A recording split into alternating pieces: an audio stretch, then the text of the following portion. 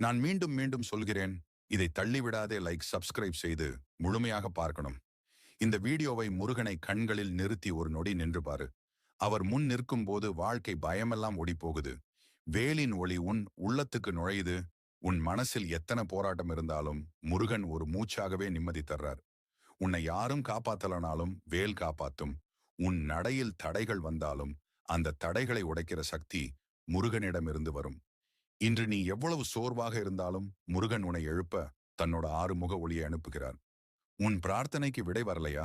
கவலைப்படாதே, முருகன் தாமதிக்கிறார். ஆனால் தவறுவதில்லை. உனக்கு சரியான நேரம் வந்ததும் வாழ்வை தலைகீழா மாற்றி விடுவார். வேலின் முனை போல உன் பாதை நேராகும். எதிரிகள் பேசிய விஷமெல்லாம் வீணாகும்.